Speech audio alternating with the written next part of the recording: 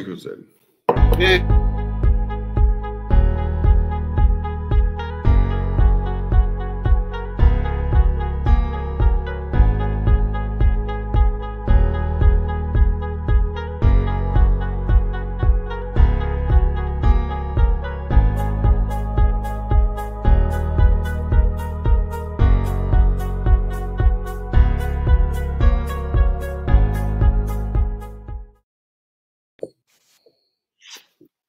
O curso de Letras da PUC Paraná apresenta o 22º Fórum de Letras e 12º Encontro de Línguas Estrangeiras Modernas e de Português como Língua Estrangeira, ENLE.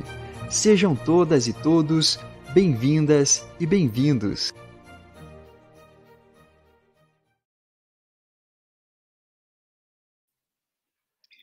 Olá, bom dia a todas e todos.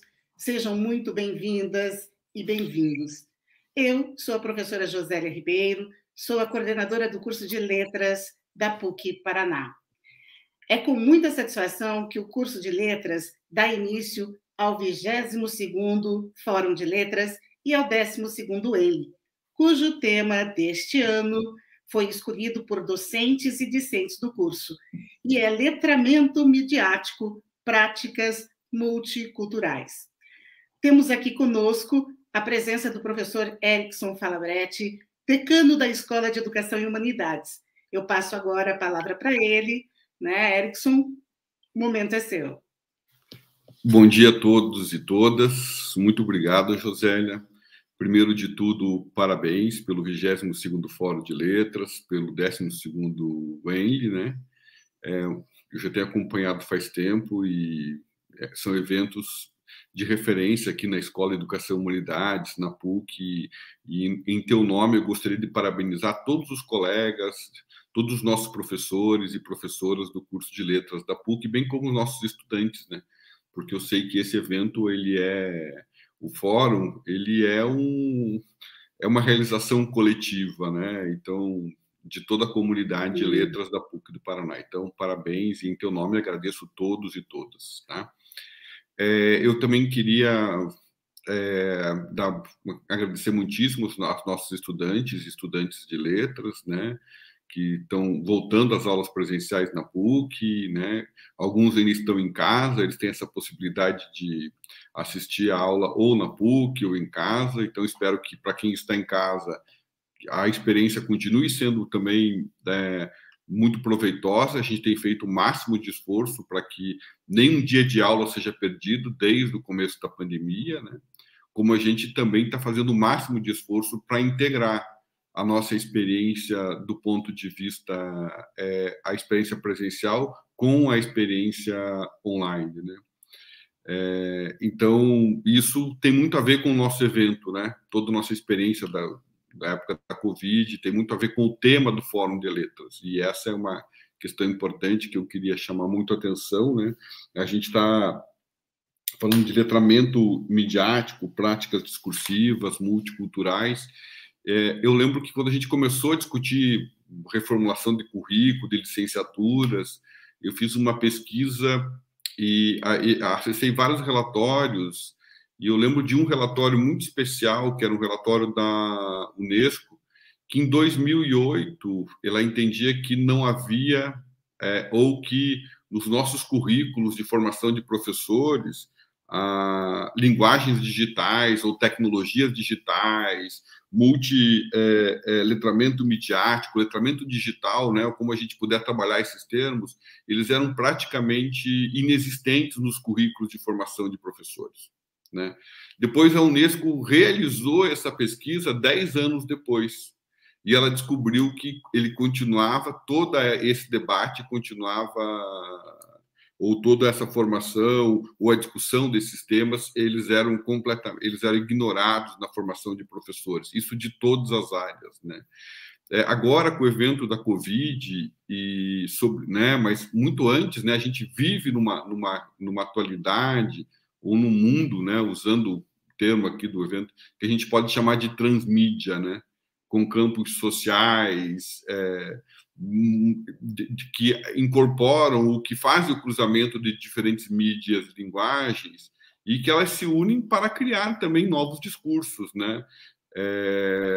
A gente sabe que hoje a gente executa múltiplas operações de linguagem ou de textos, né? A gente não precisa nem citar ninguém, a gente sabe, hoje a gente indexa, acrescenta, baixa, compartilha, copia, desloca, e tudo isso, né, é sustentado por tecnologias digitais, hiperlinks, né, e que nos ajudam, enfim, a essa comunicação multimodal, esse hipertexto, né? Por outro lado, tem um detalhe importante, a gente viu também nos últimos anos o modo como as linguagens digitais, de uma maneira geral, e o letramento midiático, ele tomou o corpo, ou tomou o lugar mesmo do processo de educação, de formação de professores, de formação de crianças, né? E não é à toa que a gente vê a proliferação de diferentes canais de ensino e aprendizagem, alguns livres, muito autorais, outros estruturados, outros pertencendo a grandes grupos, né? A gente tem visto isso se organizar, né? Vamos dizer assim, o que eu poderia chamar aqui de essa educação mediática, ela tomou conta realmente da nossa vida, do nosso momento, isso é incontornável, né? Por outro lado, aqui na PUC, eu tenho a impressão que a gente descobriu que você ser professor é incontornável dominar o teu letramento midiático e conseguir navegar nessas diferentes práticas discursivas, utilizar dessa ferramenta, né? É incontornável que o professor utilize isso, né? Mas que o fato só de você lançar a mão desses recursos não faz de você um professor. Não quero nem discutir a importância que é fundamental, né, do modo como a gente tem levado, debatido diversos temas de formação cultural, de educação nas mídias sociais atualmente, por pessoas que não são formados ou que não passaram por uma formação de uma faculdade de letras, por exemplo, e faz isso muito espontaneamente, né? A gente está cheio de professores de línguas, cheio de professores de inglês que nunca... Eles são importantes, que nunca frequentaram uma faculdade, não fizeram o curso de letras, né? Mas a gente sabe como é importante você se apropriar de todas essas linguagens, de todas essas ferramentas, também metodologicamente, né? Porque... e aí essa discussão no Fórum de Letras, eu acho que ela é extremamente atual. Eu queria parabenizar vocês todas e todos por terem escolhido e trazer esse tema, que eu acho que a gente pode levar para todos os nossos cursos da Escola de Educação e Humanidades, tá certo? Eu queria finalizar, então, agradecendo, parabenizando pela qualidade, pela necessidade dessa discussão que foi proposta aqui no Fórum de Letras, né? Queria desejar de imediato uma excelente fala e dar minhas boas-vindas à professora Mônica Fantin, que vai fazer a fala de abertura depois, bem como a nossa colega, a professora Rosane Nicola, que estará aqui na primeira conferência de abertura. Desejar a todos e todas, enfim, uma excelente jornada nesses 2 dias de Fórum de Letras. Como eu disse, um fórum que tem um tema da nossa época, um tema incontornável, de um interesse social imenso, tá? Muito obrigado, professora Josélia, pelo convite, e um bom fórum, um excelente Fórum de Letras a todos e todas. Muito obrigada, professor Erickson, né, pela sua fala, muito obrigada por estar aqui conosco, e realmente o tema mais do que nunca se faz muito pertinente, né? Letramento midiático. Você falou da questão da pandemia, Erickson, e realmente a pandemia só acelerou esse processo que era inevitável. Nós, né, que somos do curso de letras, né, trabalhamos com a língua, com a linguagem, nós já estávamos, né, trabalhando de uma maneira ou de outra com letramento, né, letramento midiático, letramento digital, mas realmente as coisas se aceleraram. Infelizmente, com um custo bastante alto, né? Porque eu lembro aqui que no primeiro semestre, quando eu falei na abertura da Semana Acadêmica de Letras, nós contabilizávamos a faixa de 400 mil vidas perdidas, né, para a Covid-19. E agora, 5 meses depois, nós passamos, né, o patamar das 600 mil vidas. Então, realmente, a pandemia acelerou o processo e, como eu disse, com um custo, né, muito alto, com muitas perdas. Mas, né, vamos em frente, porque nós precisamos letrar, né? Nós precisamos letrar os nossos estudantes, nós precisamos letrar também os nossos professores, né? Para que no futuro eles, por meio da língua, da linguagem, por toda a formação que eles tiverem, eles consigam, né? Digamos, lutar, né? Que eles tenham mais preparo para contribuir para uma sociedade que seja mais justa, com mais respeito, né? A ciência, principalmente. Nós estamos vivenciando um momento muito complicado com relação às ciências, né? E às diversidades também.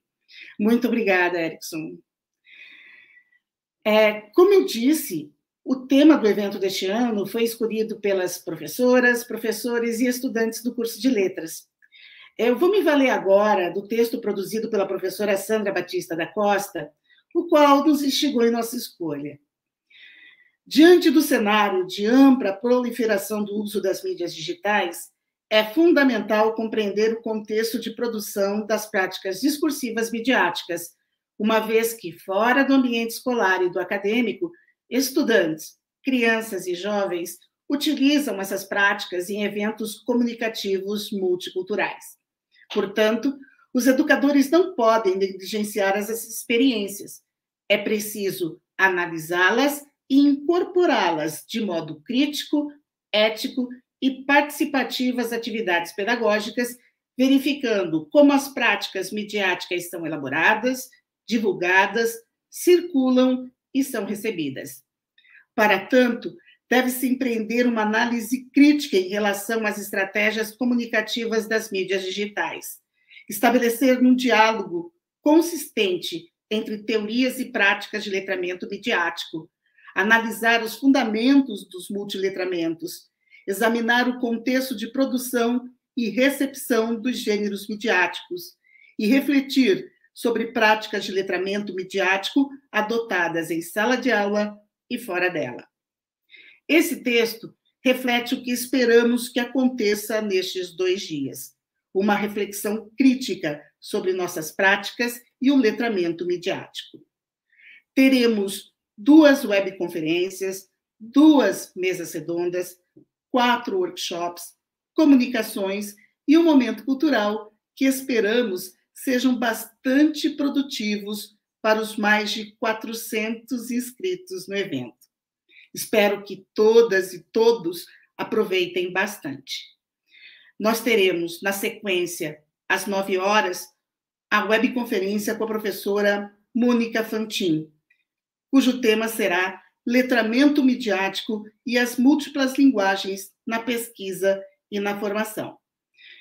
Mas, antes de finalizar esse momento de abertura, eu gostaria aqui de fazer um agradecimento especial a Michele Batista, a Michele Ribas, Taborda Ribas, que está aqui conosco nos bastidores. Michele, por favor, abra aí a sua câmera, compareça aqui para todos conhecerem você, por favor. Bom dia, não estava esperando entrar. A Michele é presidente do Centro Acadêmico de Letras, né? O Centro Acadêmico Conceição Evaristo. Eu faço questão de agradecer a Michele neste momento por todo o apoio que ela nos deu. Toda essa organização aqui tecnológica, né? Desde também enviar os textos para os professores que vão participar dos momentos aqui, né, do fórum e do ENLE, organizar ali as inscrições, tudo isso foi ela que fez. né? Ela fez com muita boa vontade, dando maior apoio aqui à comissão organizadora. Então, eu não poderia deixar de agradecer a Michele agora. Muito obrigada, Michele. Ok? Imagina, eu que agradeço poder ajudar. E como eu disse, agora, dentro de 10 minutos, em torno de 10 minutos, nós teremos a webconferência com a professora Mônica Fantin. Nós vamos permanecer nesse link, é só aguardar até as 9 horas, ok? Muito obrigada a todos e eu espero que tenhamos um excelente evento, que todos nós aproveitemos bastante os 2 dias de Fórum IDN. Muito obrigada a todas e todos.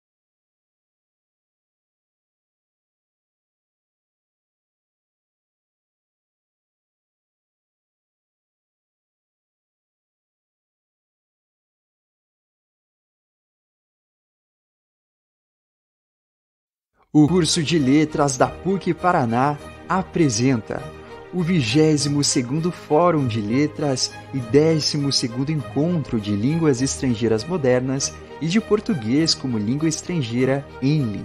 Sejam todas e todos bem-vindas e bem-vindos.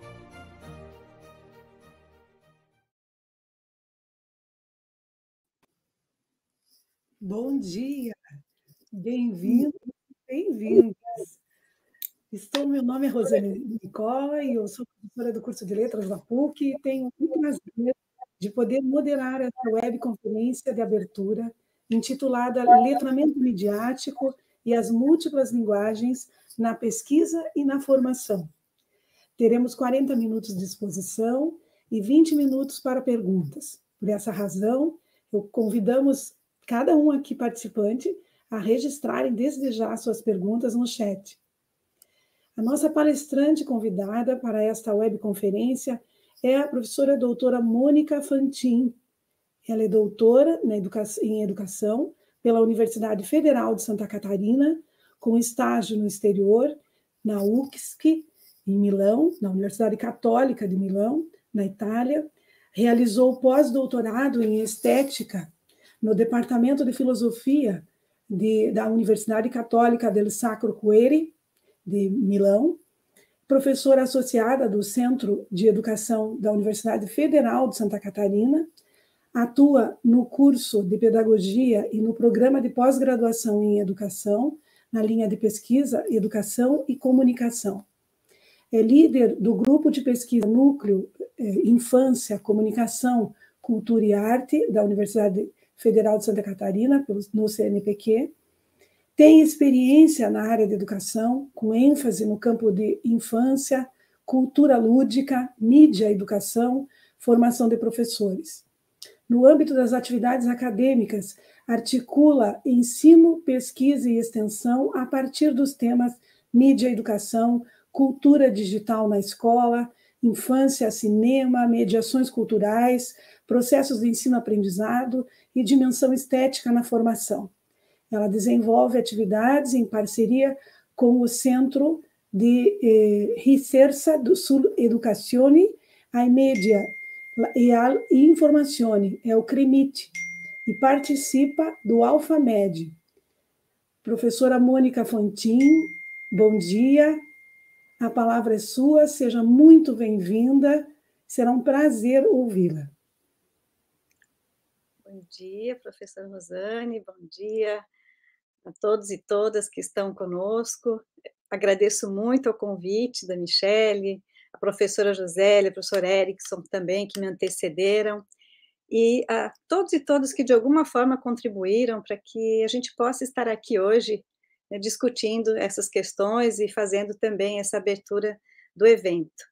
Nos solidarizamos também com as perdas sentidas e vividas, né, em tempos de pandemia, e nesse momento também gostaria de ressaltar a importância desse evento ao reafirmar o papel da educação, da comunicação, da licenciatura, da cultura, da arte, da filosofia, da ciência, e todas as suas linguagens, saberes e fazeres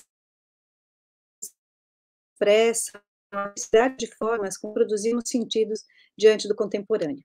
Agradeço também pela confiança de estar aqui, compartilhando aspectos das pesquisas que a gente vem desenvolvendo, pontuando algumas questões que a gente já vem estudando há muito tempo e que, sobretudo com a pandemia, trouxeram muitas outras questões, né? A gente está vivendo esse momento ímpar, né, na história, um divisor de águas, estamos sendo testemunhas de um momento muito importante em nossas vidas, e agora, diante dos retornos, né, ao presencial, que muitas escolas e também universidades estão se organizando com os devidos cuidados, né, porque ainda estamos na pandemia, é importante nos perguntar para que escola que a gente está retornando? Será que é aquela mesma de março de 2020? O que a gente aprendeu, né, nessa experiência toda da pandemia, do isolamento, do distanciamento? O que foi importante, né, nessa experiência toda, diante da complexidade, até mesmo da dificuldade de refletir sobre uma coisa que ainda está tão pulsante nas nossas vidas, né, que a gente não tem esse distanciamento necessário da reflexão, né, depois do acontecimento, a gente ainda está imerso nesse acontecimento, né? Mas algumas perguntas a gente pode se fazer, e a partir delas também que a gente vai conversar, então, nessa manhã, né? Que crianças e jovens estamos formando, né? Que mundo estamos construindo e deixando como herança presente e futura para essas gerações de hoje e em devir? Quais os saberes, as práticas culturais, as competências midiáticas, as habilidades, as experiências das crianças, dos jovens hoje, nas mais diferentes áreas da vida, e não só diante da cultura digital? Como mediar a mídia, as redes, as fake news, a desinformação e essas polarizações que a gente tem presenciado na construção de uma prática educativa responsável do ponto de vista da ética, da estética e, sobretudo, na perspectiva da cidadania? E ainda, né, como esses processos de mudança, ou esses novos sociais, como tem sido denominado, se mostram tão necessários na formação de estudantes e também na prática docente e na prática investigativa, que alicerça também o nosso saber. Então, a importância de refletir sobre a presença das mídias e do letramento midiático na formação e no contexto da cultura digital nos coloca diversas questões, né? E, sobretudo, a importância, como também os professores, o professor Érico, a professora Nara falaram, né? Qual a importância de estudar a mídia hoje? Né? Se a gente já vinha nessa perspectiva, e como o professor falou, a importância dos currículos também já contemplarem essas questões, porque elas estão presentes nas nossas vidas, a gente percebe, né, esse protagonismo cada vez maior das mídias, das tecnologias em nossas vidas, né? E elas fazem parte desse ecossistema educativo, cultural, e constituem-se espaços de criação, de diálogo, de encontro com a diversidade, com a construção de significado, com a autoria e com os pertencimentos culturais. Se a gente perguntar hoje, né, para alguma criança ou jovem que está falando alguma coisa, perguntar: como é que você sabe isso que você está me contando? Provavelmente, antes de fazer referência a algum livro, alguma notícia de jornal que ele leu, impresso, provavelmente ele vai dizer que viu na internet, né? Ou que recebeu uma mensagem, ou que viu no Instagram, né? Então, como que esse protagonismo das mídias na sociedade contemporânea atravessam as nossas vidas nessa sociedade, né, denominada da informação, do conhecimento, das redes, e que também alguns denominam, né, as mídias como a escola paralela? É importante a gente pensar nessa relação daquilo que a gente aprende nesse contexto informal, né, do cotidiano, das nossas vidas, e no contexto escolar, né? E como essas práticas hoje estão pulverizadas nos diferentes aspectos da nossa vida, nas diferentes dimensões. E aí, como que a escola faz, então, essa articulação desses saberes, dessas aprendizagens formais e informais, né? Então, certamente as mídias, tecnologias, os diferentes espaços, as diferentes redes, são espaços de aprendizagem. Mas a gente não pode comparar com esses saberes, essas experiências sistematizadas que a escola tem que trabalhar. O tempo da reflexão, né, esse tempo próprio específico, né, da formação, do currículo, nessa organização que a gente faz no tempo livre, né, e é regido por uma outra estrutura, né, o tempo do entretenimento, que tem uma outra relação, né? Mas como que a gente articula, então, esses saberes?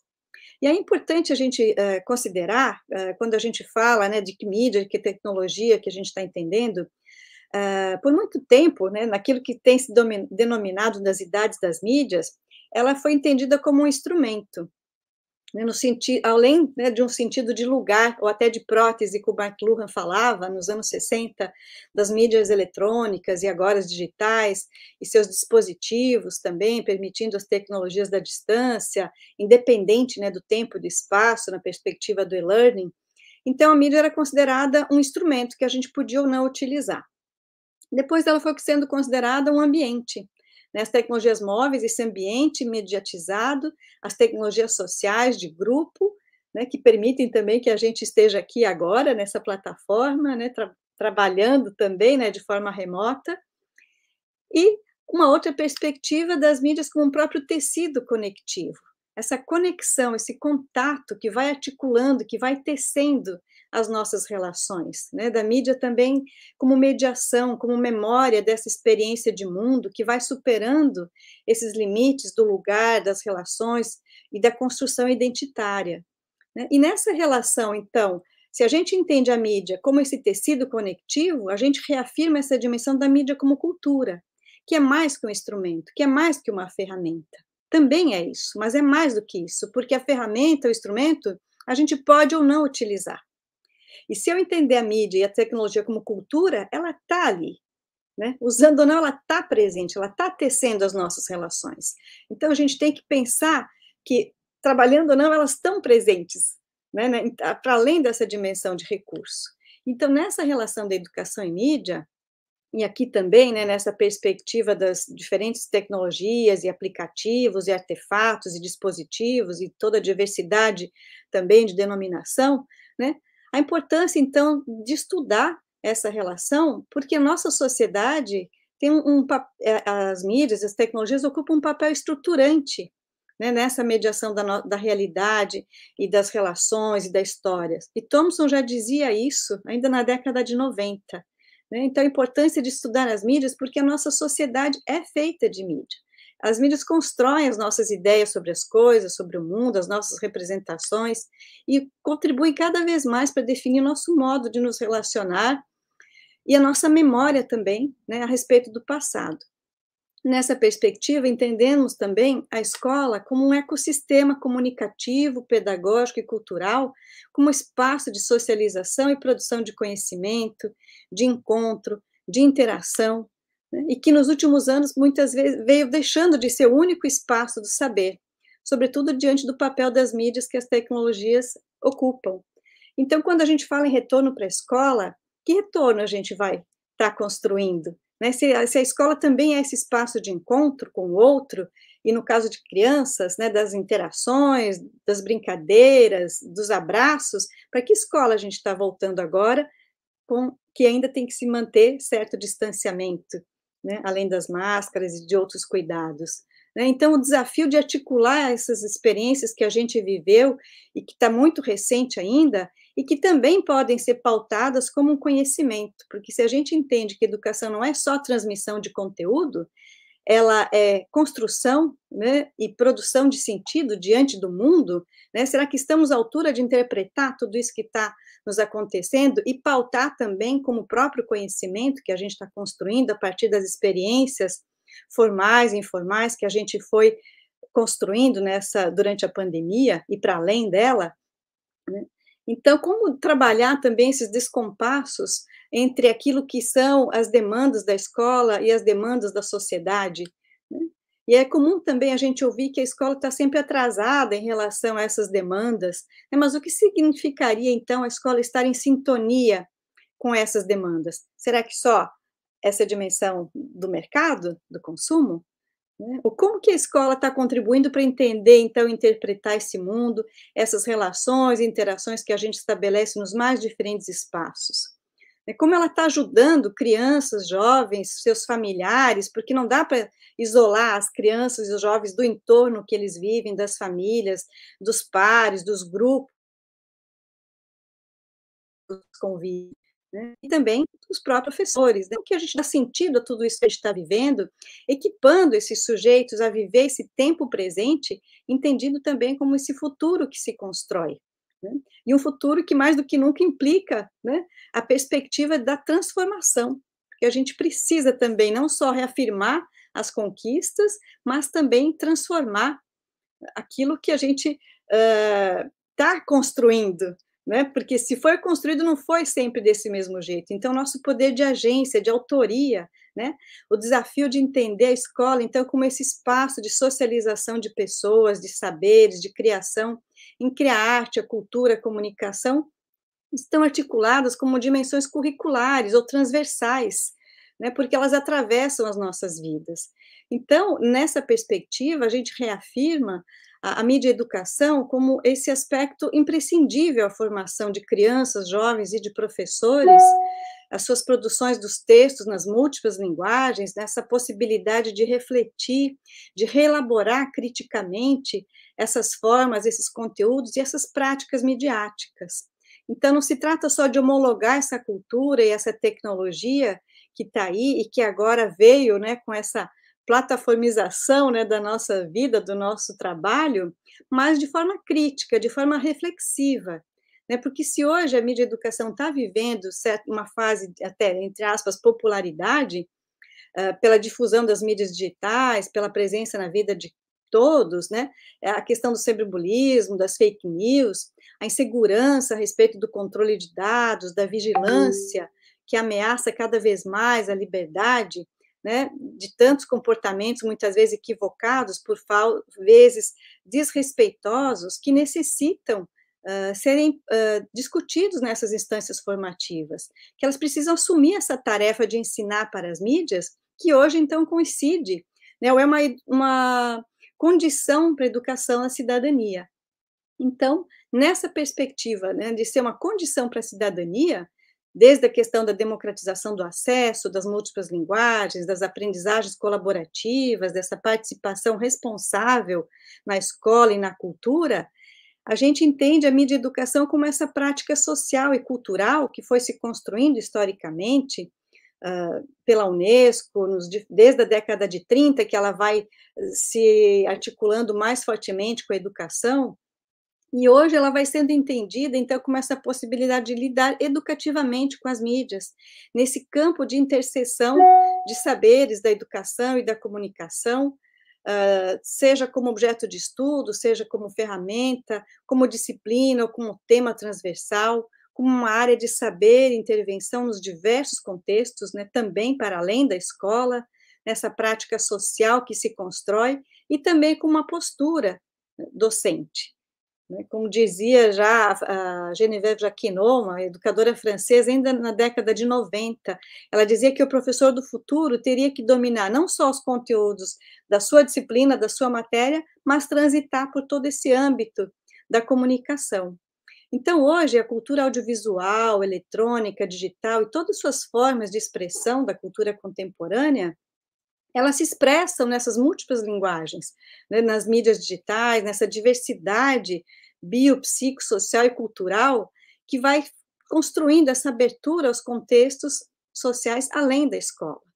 E se hoje a gente está vivendo aquilo que o professor italiano, que radicado na Inglaterra, trabalhou no manifesto On Life, porque ele diz que é impossível separar a nossa vida online da nossa vida offline.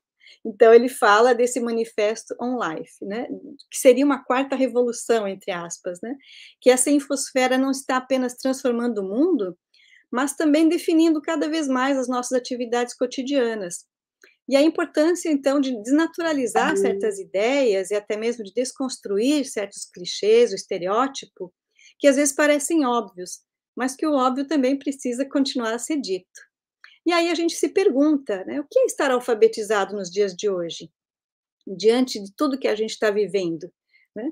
E como Paulo Freire já dizia, que a leitura de mundo precede a leitura da palavra, será que ler e escrever é suficiente sem saber interpretar criticamente essas informações que a gente acessa, sem saber habilidade das fontes, sem entender as formas de editar, mesmo quando a notícia aparece nos diferentes canais, sem problematizar as formas de uso dos artefatos que hoje estão cada vez mais presentes em nossas vidas? Qual a importância, então, de alfabetizar também para essas outras linguagens em que esse conhecimento, em que esses saberes, em que essas práticas se manifestam? Desde a leitura de imagem, de uma notícia, de uma publicidade, de um vídeo, de uma música, enfim, como entender toda essa dinâmica das mídias e tecnologias nas nossas vidas, nessa perspectiva ecológica, né, que nos ajuda a entender esses ambientes, esses tecidos culturais, sociais, comunicativos, no interior do qual a gente tece a nossa existência e vai construindo a nossa experiência. Então, num processo em que a gente está cada vez mais hibridizado com a tecnologia, algumas perguntas chaves são importantes para a gente entender como essas relações vão se construindo em cenários sempre provisórios, né, diante dessas grandes mudanças políticas, sociais e culturais que estamos vivendo, diante dessa alta velocidade, essa aceleração desses deslocamentos, dessa circulação de imagens, de informações que vão alterando as nossas percepções do tempo, do estar conectado, né? E hoje a gente está conectado com quase tudo, né? Naquilo que o filósofo também coreano, radicado na Alemanha, Byung-Chul Han, fala da sociedade do cansaço, né? Se a gente está diante de tantas telas, tantas lives, né? Então, como que a gente vai mediar essas relações com o devido olhar, né? Olhar crítico, criativo, e também na perspectiva, então, dessa cidadania instrumental e de pertencimento. E aí o conceito de letramento midiático assume um papel-chave nessas, não só nessas perguntas, né, mas também nas reflexões.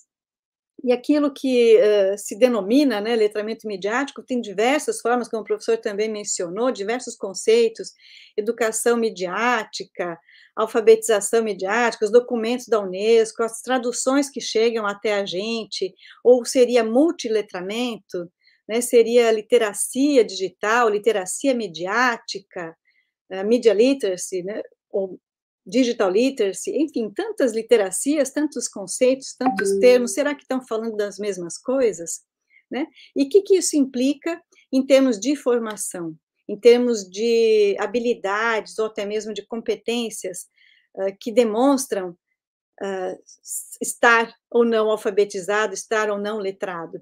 E aqui é interessante pensar, né, que esse conceito também de alfabetização e de letramento, para Paulo Freire, ainda na década de 60, o conceito que ele usava de alfabetização já estava imbuído esse sentido do letramento, né, que era a condição de estar alfabetizado. Então, na perspectiva de Paulo Freire, dessa leitura de mundo que precede a leitura da palavra, esse sentido que hoje a gente denomina do letramento, ou dos multiletramentos, já estavam ali desenhados, de certa forma, porque partia sempre daquela prática situada, dessa análise, né, da conjuntura, do contexto em que a gente está, se apropriando das ferramentas, né, nessa dimensão, então, de ensino, né, para ter uma atuação, uma noção de agência, né, a partir das mediações, para voltar para a prática transformada. Então, não é à toa que Paulo Freire é uma referência no conceito dos multiletramentos, trabalhados pelo New Loan Group, né, porque essa perspectiva de alfabetização como leitura de mundo e da palavra, que vai, então, fundamentar também todo esse conceito e essa prática dos eventos de multiletramentos. E aí é interessante, a gente participou de uma pesquisa que foi interinstitucional sobre as competências midiáticas em cenários brasileiros e euro-americanos, a partir daquela rede Alfamed, tentando mapear, né, como que crianças, jovens e também estudantes universitários, professores das licenciaturas e comunicadores desenvolviam essas práticas e percebiam as suas experiências diante de todos esses artefatos da cultura digital e da formação, como que aprendeu, se aprendeu sozinho, se fez curso, como que seriam, né, esses consumos midiáticos e culturais nas diferentes faixas etárias, e depois eu até posso compartilhar o livro que resultou dessa pesquisa, porque ela foi realizada a partir de 6 universidades brasileiras e também em diálogo com outros países que aplicaram essa pesquisa. A gente vê, né, sobretudo entre os jovens de 9, 12 anos, 14, 16, essa dimensão do acesso e dos usos das tecnologias, o pouco pensamento criativo a partir dessas práticas, a pouca reflexão sobre aquilo que fazia, né? Então, uma coisa é navegar, outra coisa é saber o que está fazendo quando está navegando. Né? Uma coisa é você receber e compartilhar a imagem, outra coisa é saber se essa informação é verdadeira ou não. Né? E ter essa consequência, né? Eu pensar quando você está ali dando um like, né? Hoje as crianças interagem muito no YouTube, uma coisa é você sentir, né, poderoso que você está dando um like, um joinha, outra coisa é saber que aquilo ali tudo implica toda uma questão de monetização também. Né? Então, esse pouco uso reflexivo nos leva a pensar na importância da mediação, né? Porque os meios não são alfabetizantes. Se as crianças e jovens aprendem com muita facilidade a operar esses códigos dos diferentes dispositivos, essa dimensão da reflexão implica do outro, implica na mediação do outro, na pergunta, né? No pensar sobre o que você fez. E isso ela não aprende sozinha, lidando com o aparelho, com o artefato. Então, mais do que nunca, essa experiência de compartilhar, da gente saber o que os estudantes fazem, produzem, acessam, como que aprendem, né? E a gente vê que eles aprendem muito entre pares, né? Entre os grupos, atividades colaborativas, mais até mesmo do que na escola, né? Então, a importância da escola identificar esses saberes, essas práticas, para poder fazer as mediações.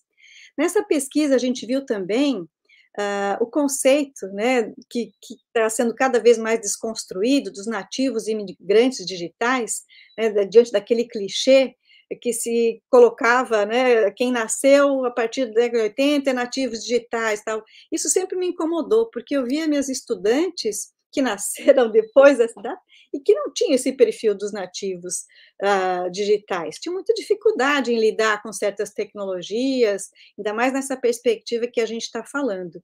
Então, a gente vai ver que essa questão, esse próprio conceito, ele foi, assim, bastante equivocado, mas penetrou, né, na sociedade, porque a gente sabe que para ser nativo não depende do acesso, depende de fatores econômicos, culturais, do ambiente que você está. Se você não tem acesso à tecnologia, se você não tem conexão à internet de qualidade, banda larga, é muito limitado aquilo que você vai poder fazer, né? Então, tem toda uma pretensa ideia, né, do que seria o nativo, o imigrante, daí a gente ver a figura, né, do Bill Gates, Steve Jobs e tantos outros, né, eles não correspondem àquela figura do imigrante digital, porque foram eles também os desenvolvedores de tudo que hoje a gente está usando, né, grande parte, né.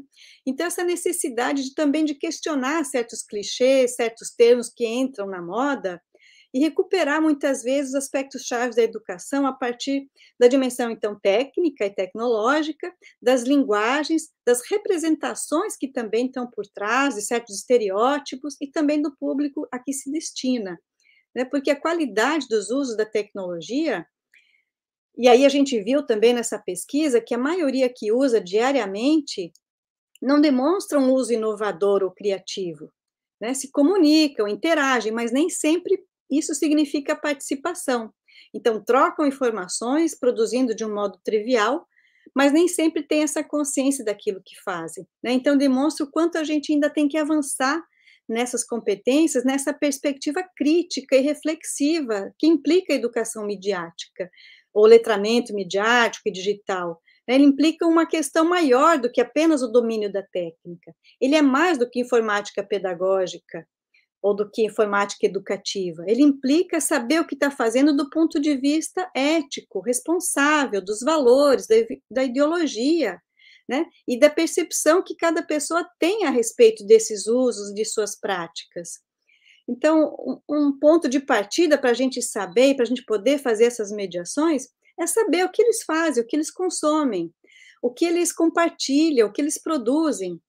E aí eu sempre costumo fazer um questionário inicial com os estudantes, que eu chamei, né, de um perfil midiático, cultural, para conhecer um pouco mais o grupo e para que o grupo também se reconheça.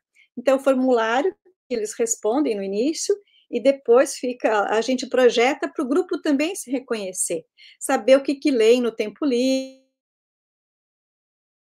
que quais os filmes preferidos, os livros que leem, quais os últimos livros que leram, se frequentam espaços da cultura, se vão aos museus. Claro que agora, em tempo de pandemia, a gente tem que relativizar um pouco essas práticas, né? Mas, enfim, para que o grupo também se reconheça e para a gente saber o que eles fazem para poder fazer essas mediações, inclusive potencializar do ponto de vista pedagógico.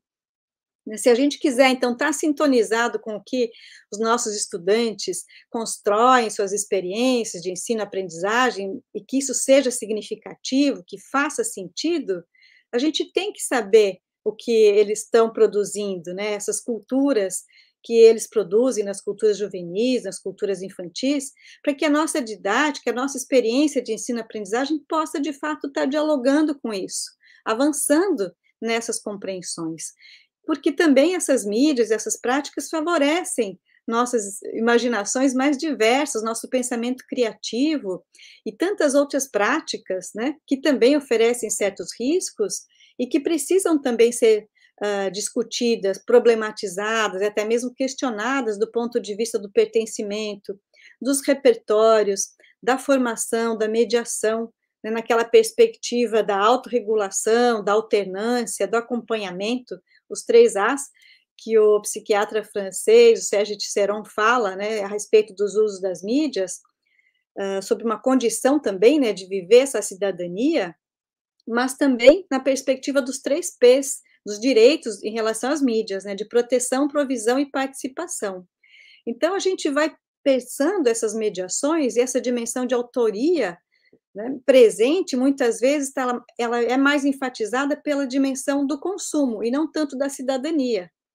Né? Então, claro que são direitos que vão tensionando, né, e esses consumos privados de crianças e jovens, que a gente, os adultos, os professores, muitas vezes desconhecem, né, e também todos os dados que vão articulando. Então, se é difícil para as crianças saberem ou identificar se aquela mensagem é verdadeira ou se é falsa, ou se aquele conteúdo daquele site é confiável, né, e elas têm dificuldade em fazer essa distinção, é difícil também, muitas vezes, até para os adultos, né? Por isso que, cada vez mais, a gente reforça a importância da educação midiática e desse letramento midiático, né? Ou desses multiletramentos, né? E porque também a gente vê, hoje em dia, né, se falar tanto das crianças, dos jovens, como consumidores e produtores, né, os prosumers, mas várias pesquisas vêm mostrando que elas... que seria tipo um mito, essa produção toda, né, um mito a desconstruir. Porque o que significa falar em crianças e cidadãos produtores, né? Que conteúdos que realmente eles estão produzindo? E que nos leva também a perguntar o que é participar nesses ambientes digitais. Né? Então, por vezes, parece que é mais uma interação do que uma participação de fato nessa perspectiva cidadã. Né? Então, se a gente é mais consumidor do que produtor, o que de fato crianças e jovens, ou mesmo professores, né, o que nós produzimos? Né? E como que é o nosso envolvimento cívico, ético, diante de tudo isso? Né? Então, além do fator tecnológico, que é um domínio importante, né, da técnica, do instrumental, ele não basta, né, ele não resolve toda essa questão cívica, né, da cidadania. Né? Então, tem essa questão das linguagens, das produções, do compartilhamento, dos valores, da ideologia, da ética, da estética, que precisam estar contempladas nessa perspectiva de uma educação midiática. Sem falar nas posturas, muitas vezes deterministas, de olhar para a tecnologia nessa centralidade dos meios, como se por si só ela fosse resolver, ou por si só ela assegurasse uma educação, entre aspas, inovadora. E a gente sabe que não basta ter a tecnologia para isso. Né? Às vezes você tem a tecnologia mais avançada, mas as suas práticas continuam ainda naquela perspectiva transmissiva e não dialógica, né? Como seria, né, o recomendado diante dessa toda essa produção colaborativa que é a cultura digital, que é a cultura participativa da convergência, da transmídia, assegura. Né? E aí também para problematizar certas práticas, sobretudo, né, agora que a gente viu na pandemia o forte uso do YouTube, e antes já era muito usado, né? Será que o YouTube mesmo é essa arena tão democrática da participação cidadã dos canais, ou um currículo realizado, um currículo paralelo? Né? Qual os nossos desafios de também trabalhar com novas produções e práticas culturais em que certos vídeos viralizam, que parece atuar como um novo currículo, né? Então, quais as competências leitoras e de produção responsável que eles propiciam? Que mediações promovem, ou que a gente tem que promover nesses espaços formais, informais, questionando também essas celebridades emergentes, entre aspas, ou os youtubers mirins, essa entronização do eu, as questões que não estão alheias à formação. Porque se antes o mundo privado, a intimidade era um valor, hoje, quanto mais aparecer, mais é valorizado, né? Como Cicerón também falava, e a Paula Sibilia fala da entronização do eu, ou o valor da extimidade, né? Do aparecer, né? Do demonstrar. E a gente sabe que isso também tem consequências na própria questão da subjetividade, que muitas vezes você aparenta uma coisa que não tem nada a ver com aquilo que realmente você está sentindo, né? Então, essa diversidade de produção, de consumo, no sentido, né, dessa ampliação democrática das diferentes vozes e vozes plurais que as redes nos possibilitam e que vão instalando outras formas de cultura, outras formas de operar com a cultura, esses saberes não são neutros, né? E também a forma de assegurar essa ampliação das vozes também pode marginalizar outras vozes, né, nos conteúdos de expressão. Então, refletir sobre o controle dos dados hoje, ainda mais, né, diante dessas plataformizações que a gente está vivendo, é fundamental, porque parece que é gratuito, mas não é, a gente está pagando com os nossos dados, e pagando entre aspas, né, porque a gente está oferecendo todos os nossos dados. E aí a questão da segurança, da liberdade, é uma questão que hoje interpela a todos. A gente não pode só naturalizar e achar que não precisa de nenhum estranhamento. Então, o conceito também de vigilância e da cultura digital, do controle, né, a biopolítica que Foucault falava, e a psicopolítica que Byung-Chul Han fala também, né, dessas bolhas também que muitas vezes a gente vive nas nossas redes, que se informam apenas por esses canais, como se fossem ecos de si próprio, que a gente não consegue ir além, né, e trabalhar com as diferenças, né? Então, como atuar, né, diante dessas outras perspectivas e outros movimentos, né, diante de toda essa dimensão política, social, econômica, ideológica, cultural, que está muito presente nas nossas vidas, né? Então, ainda que a Convenção dos Direitos Humanos e os Direitos da Criança tenham falado, né, sobre esses diferentes direitos da informação, do tempo livre e vários tratados, mais recentemente foi feito uma nota a partir dos direitos nos ambientes online, né? Só que muitas vezes essas políticas de proteção nem sempre acompanham essas mudanças que são muito rápidas e, por vezes, ineficazes em relação a essa governança nos ambientes digitais, que mudam muito rápido, e a definição de políticas nem sempre é tão rápida assim, né? Então, como que a gente assegura, né, aquilo que a gente viu também na pandemia, e que a escola, né, precisa aprender aquilo que se falava, que todo mundo estava conectado. A gente viu também desse atraso cultural em relação a essas questões de inovação, sobretudo a partir da desigualdade de acesso e de conexão, né? Então, aquilo que as escolas que já vinham trabalhando nessa perspectiva da tecnologia, da cultura digital, já saíram, de certa forma, né, entre luzes e sombras, né, já mais iluminadas, e onde isso ainda estava distante, ficou ainda mais sombreado, né? O estado das conexões, o nível de difusão social das tecnologias digitais nas nossas escolas e também na comunidade, demonstrou que a gente está mais atrasado do que a gente pensava também, né? Muitas famílias não estavam conectadas, não tinha banda larga, nem internet de alta velocidade, que afetou essa relação também durante o ensino remoto, né? Aumentando ainda mais a exclusão digital, né? Como um sintoma de todo esse mal-estar econômico, social que a gente já vem vivendo, né, se refletindo também, não só nesses discursos da escola, que ganhou importância, dessa valorização, né, também da família, a partir dessas atividades em co-orientação com as escolas, e aí as lives, né, foram um espaço importante para compartilhar e disponibilizar experiências, atuando num grande movimento de solidariedade digital.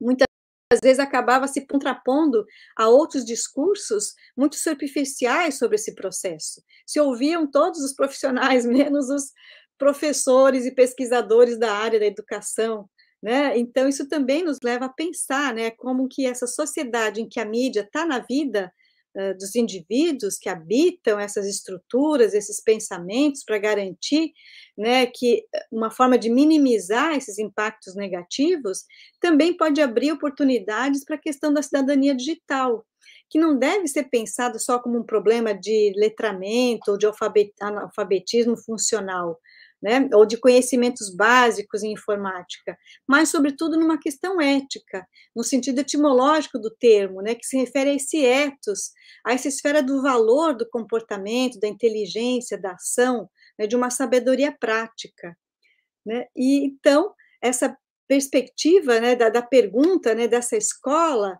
né, que desenvolve esse pensamento crítico, que oferece aos estudantes e aos cidadãos de hoje e de amanhã essas ferramentas para escapar também das garras desse capitalismo da vigilância, né, como Zuboff já fala, né, problematizando, então, essa questão da liberdade do controle.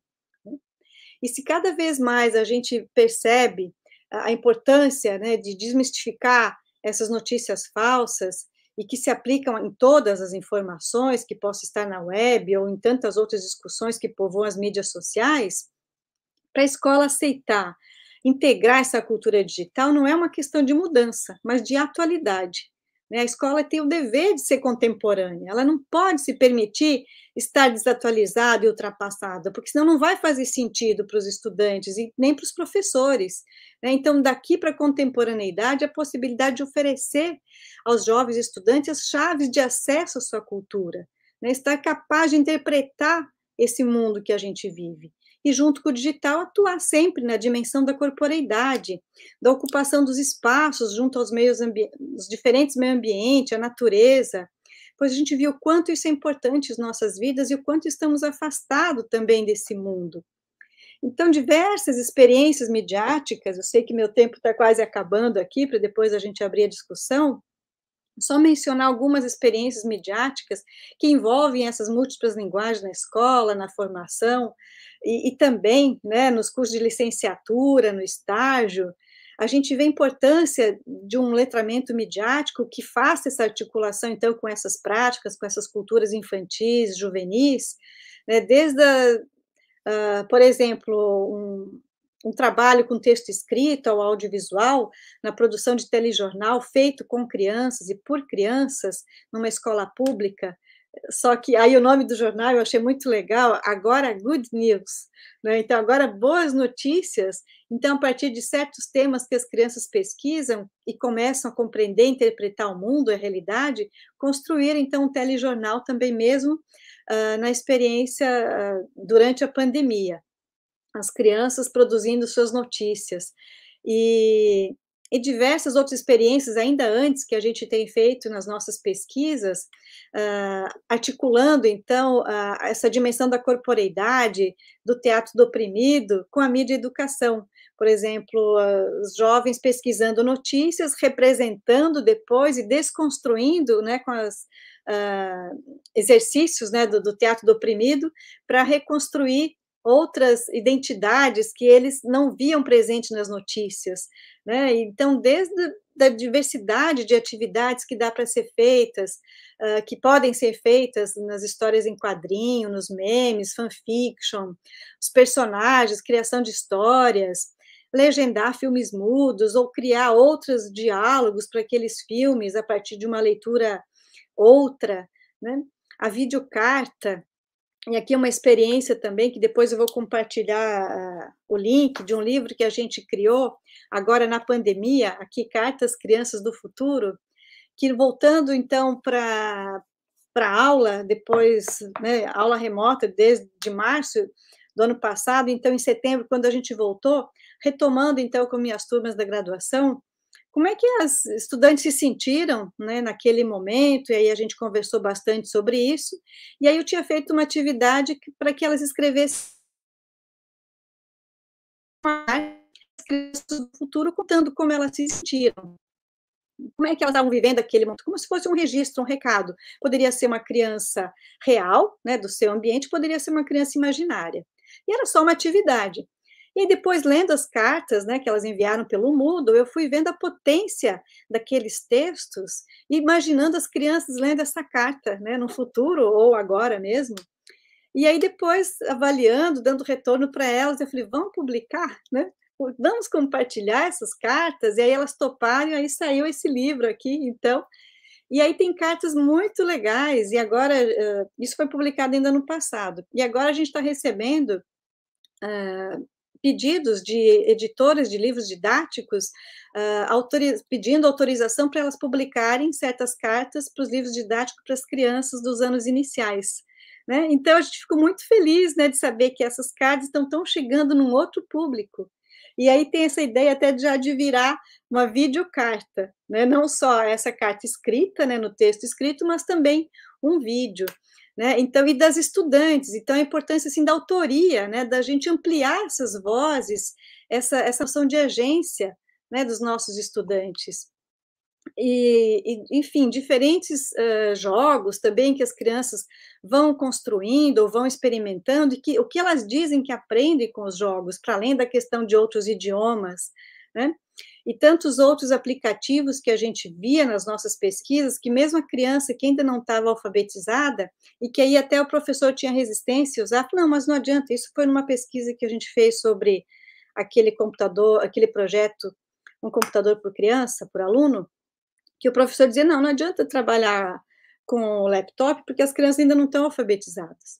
E aí a gente, não, mas vamos ver. E aí qual não foi a surpresa do professor, quando a gente começou a abrir, e elas iam pelos ícones, por aquilo que elas conheciam, e faziam pesquisa de imagem, sem saber digitar ainda a palavra, mas faziam pesquisa de imagem. Então, o quanto essa cultura, né, da imagem, dos quadrinhos, enfim, né, do audiovisual, dos filmes, dos programas que as crianças assistem, estão presentes. E aí a gente publicou também esse outro livro, que eu vou também deixar o link, que são os episódios de aprendizagem situados e os multiletramentos na escola, na pesquisa e na formação.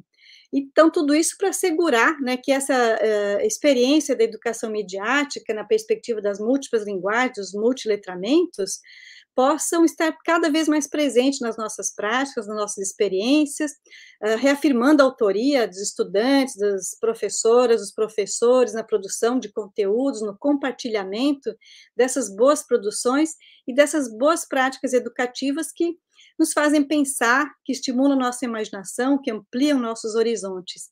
E nessa perspectiva, então, de um trabalho interdisciplinar, contribuir, né, para a construção de outros modos de pensar essa relação da educação, das mídias, das linguagens, no ensino, na pesquisa e na formação. Enfim, a gente teria muito ainda para conversar, mas a gente vai abrir agora, e desejo um bom evento para vocês, agradeço mais uma vez essa possibilidade, e vamos continuar, então, essa conversa. Muito obrigada. Estamos, eu, pelo menos, impactada, e acredito que todos que estão ouvindo, porque sua fala, ela é polêmica, ela é provocativa, está repleta de perguntas, para que possamos, não de forma retórica, mas perguntas que nos fazem refletir. E, ao mesmo tempo, você trouxe tantas experiências, né, tanto trabalho já realizado e construído, mostrando que temos todos muito ainda a estudar e pensar sobre cultura.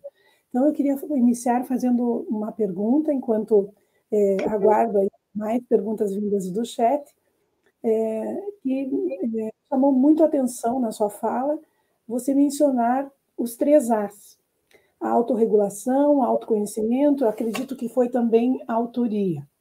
Não tenho certeza, então gostaria que a professora retomasse.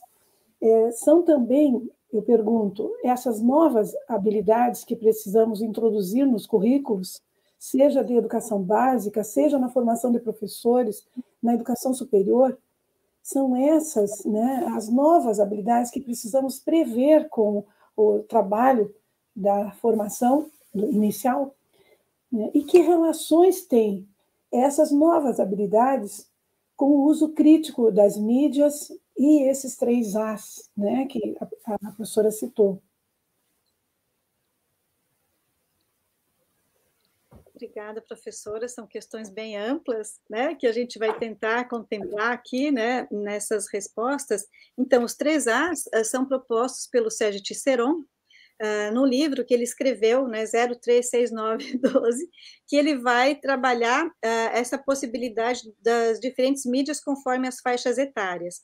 E aí ele fala que essa questão, sem endeusar nem demonizar a tecnologia, mas fala da importância da negociação a ser feita, né? E diz que isso não é um problema apenas de professores, da escola e dos familiares, é um problema que envolve toda a sociedade, né? Não só por se tratar da educação das crianças, que já é bastante, mas porque repercute na vida, né, da sociedade. Então, seria a autorregulação, que ele fala, né, dessa mediação como uma autorregulação, de saber o que usar, como usar, o tempo de uso, os acessos aos conteúdos, porque ele fala da autorregulação, porque ele diz da negociação, mas não na perspectiva do controle ou da censura apenas, né, mas da pessoa ter essa condição de poder escolher e poder se regular no próprio uso.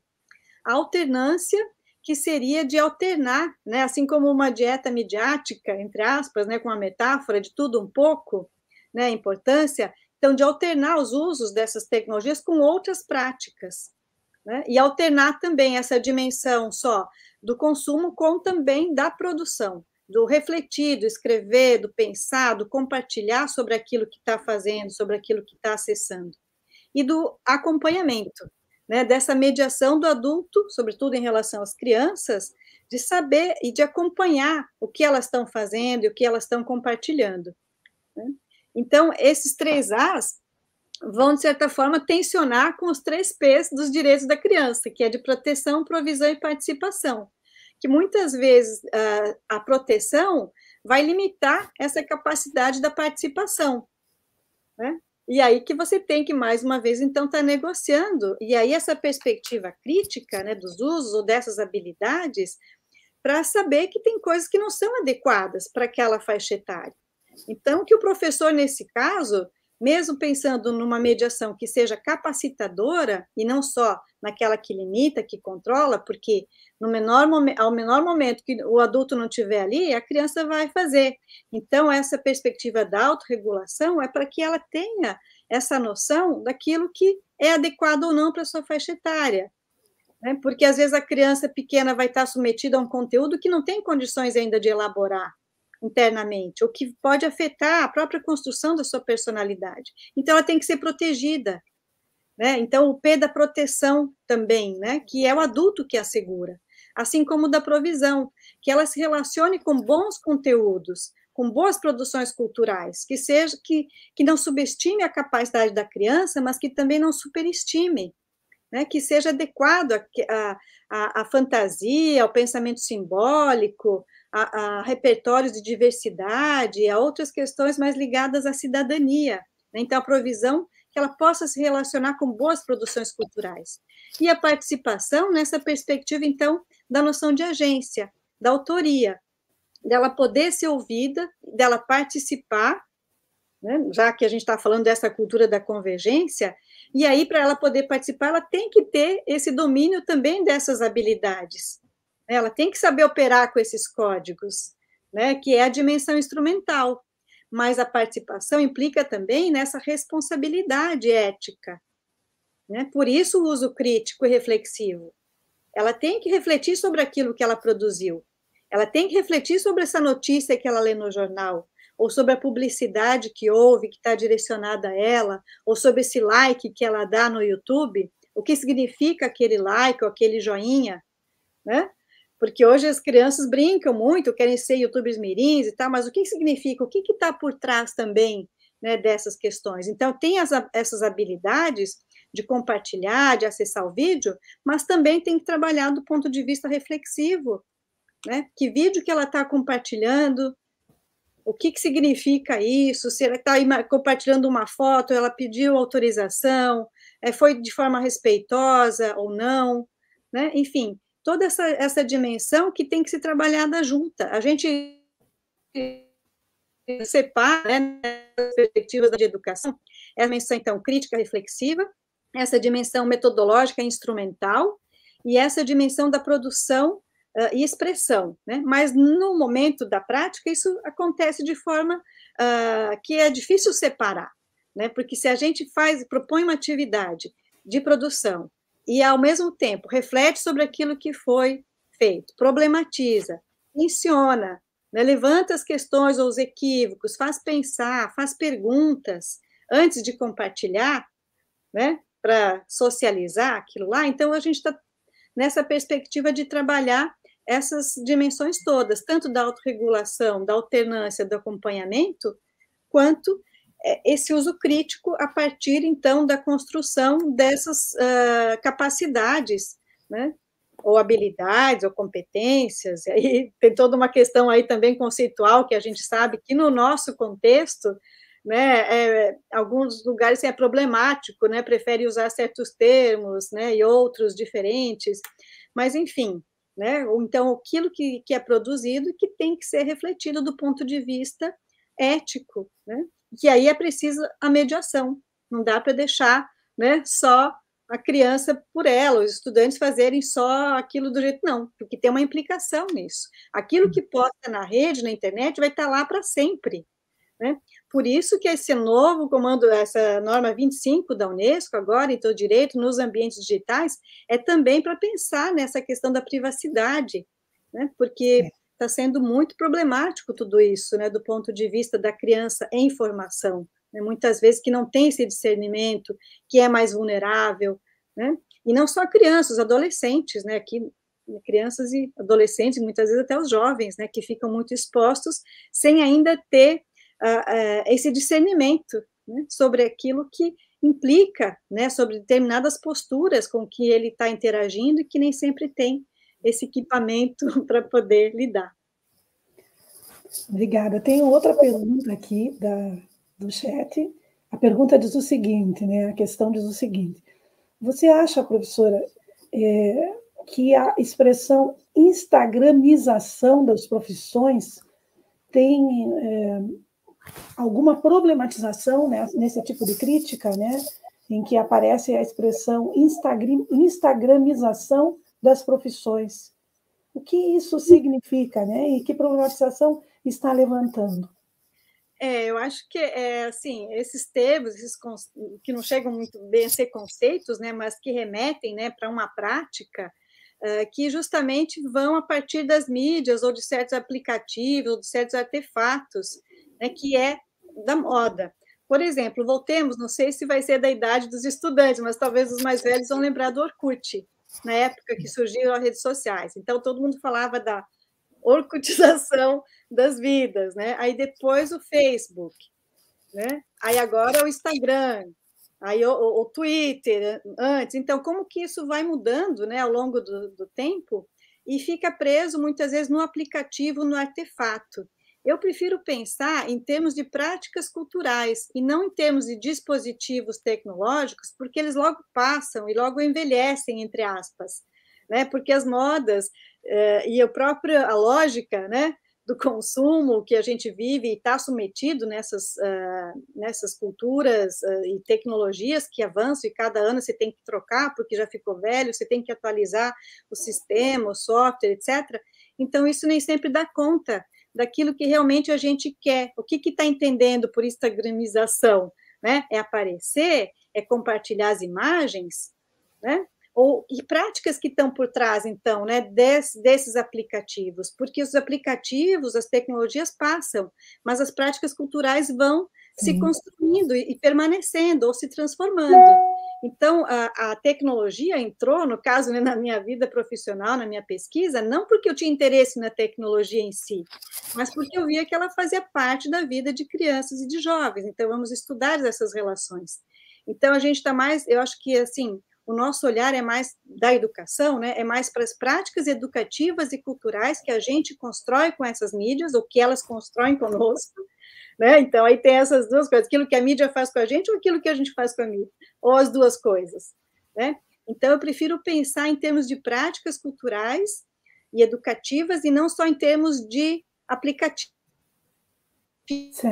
ou de digitais, porque eles mudam e as nossas práticas, então, vão se construindo e reconstruindo nessas relações, sempre mediadas pelos outros, né? Isso. Professora, eu vou aproveitar essa resposta e fazer uma pergunta relacionada a isso.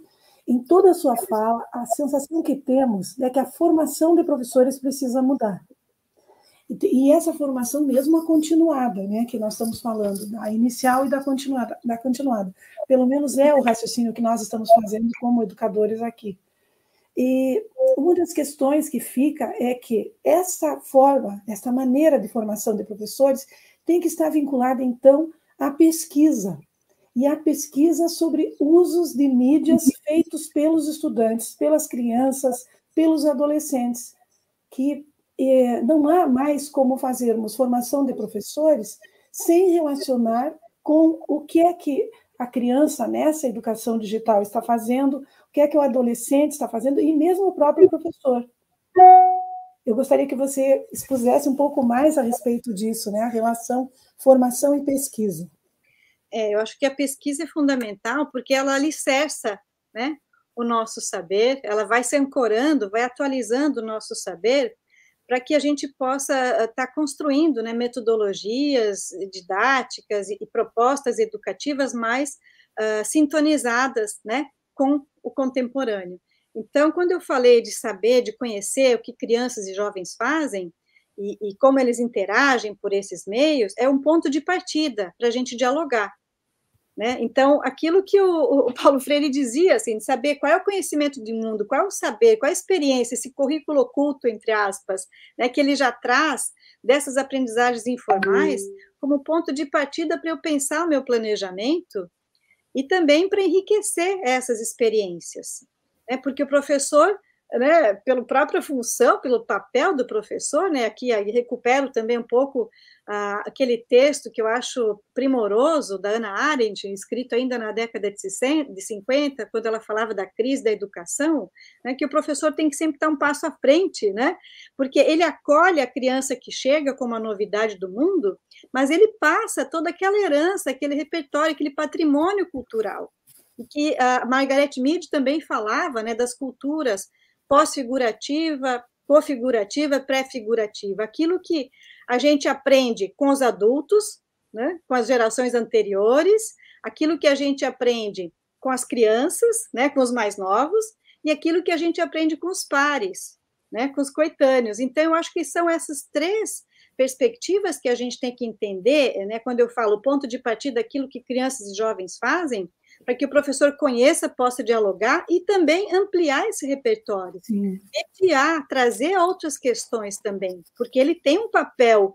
de enriquecer isso, não pode ficar só naquilo que a mídia oferece. Né? Isso ela aprende na mídia. Então, qual é a especificidade da educação? É fazer pensar sobre isso, é fazer refletir sobre isso, é criar outras possibilidades de expressão, é ir além. Né? Então, essa educação que transforma, que forma, né, como o Paulo Freire dizia, né, essa prática cultural, prática da liberdade, de exercer o pensar, porque a escola tem a obrigação de fazer isso, porque a mídia não vai fazer isso, né, as redes sociais não vão fazer isso.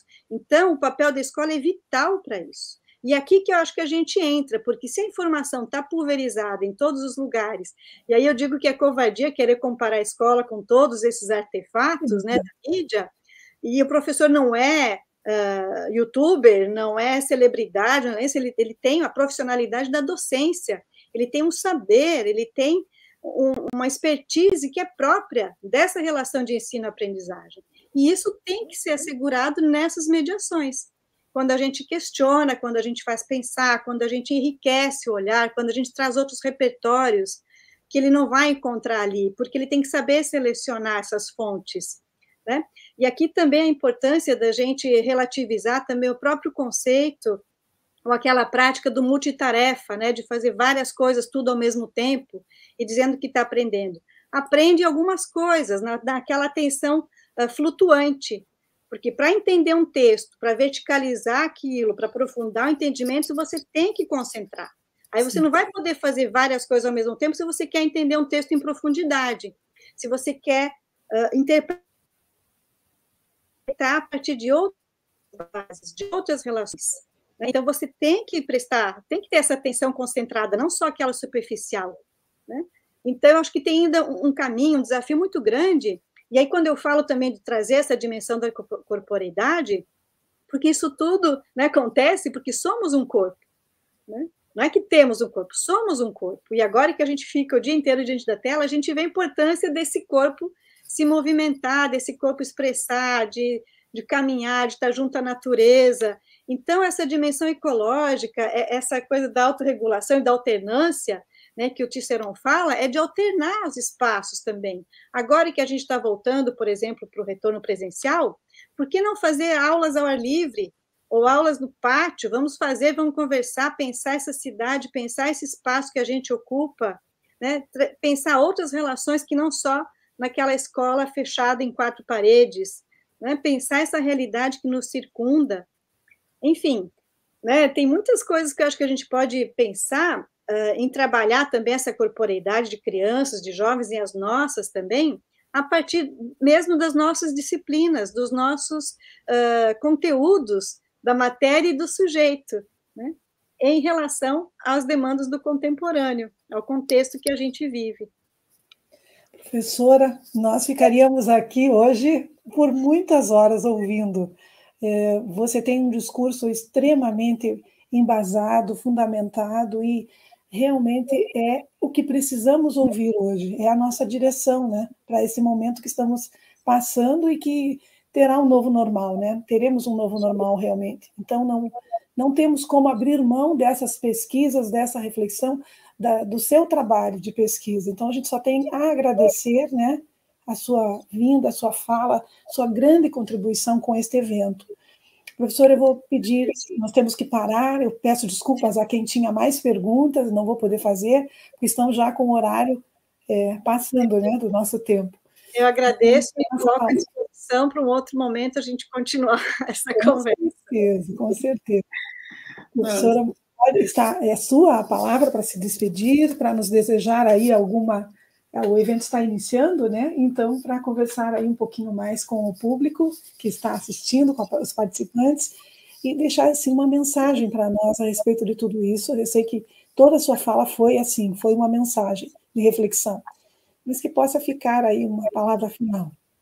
Então, eu gostaria mais uma vez de agradecer, né, e dizer a importância desse evento que vocês estão construindo, que vocês já estão discutindo isso no currículo, né, como ficou na abertura, né, a Josélia mencionou, o professor Erickson também, que vocês já estão nesse caminho, e isso é muito bom, porque aí vocês têm uma trajetória para consolidar, né? Vocês não vão estar reinventando nada, uma coisa que está caindo de paraquedas, vocês já estão nessa perspectiva, e eu acho que isso é muito importante, então consolidar essas experiências que vocês já estão construindo, e eu acho que esse evento é uma ocasião ímpar, né, riqueza da programação, e acho que vocês vão ter um espaço muito bacana para começar, ou para retornar, né, para começar para retornar, e continuar pensando e construindo outras opções nessa perspectiva. Então, eu desejo um bom evento, e estou certa que vocês estão, né, no caminho ali, né, que tem muito a contribuir, muito a socializar e a compartilhar essas experiências que vocês estão construindo ali. Parabéns, então, pelo evento.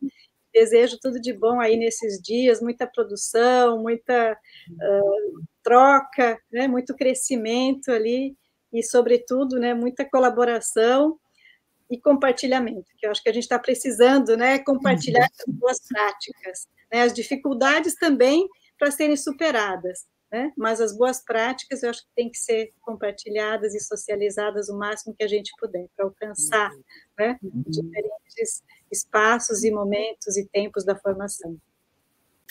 Professora, muito obrigada novamente, foi um prazer ouvi-la, agradecemos muito sua contribuição, e encerramos aqui esta mesa, essa webconferência, esse início de trabalhos, desejando a todos os participantes que continuem aproveitando o evento, né, que façam participações importantes, façam perguntas, fiquem bem à vontade, o evento só está no início. Um grande abraço a todos. Muito obrigada, professora Mônica, maravilhosa a sua fala foi muito instigante, nos acalentou aqui, com certeza. Nós tínhamos mais perguntas, mas eu solicito que a gente, né, registre essas perguntas e depois nós vamos enviar para você, se possível, para responder, professora. Ok? Muito obrigada. Nós também queremos as referências que você indicou ali, os 2 livros, né? Aquele trabalho lindo sobre as cartas, nós não podemos deixar assim escapar das nossas mãos, né? Eu vou enviar agora em PDF para a Michele, e aí ela compartilha com vocês. Ok, tá, muito obrigada. Muito obrigada mesmo. Às 10h30, nós voltamos com o workshop, né? O workshop, espero que todos que estão aqui participem também, ok? Rosane, muito obrigada pela sua mediação. E professora Mônica, muito obrigada. Nossa escolha foi certeira para essa abertura, com certeza. Obrigada. Muito obrigada. Vocês. Um grande abraço. Abraço.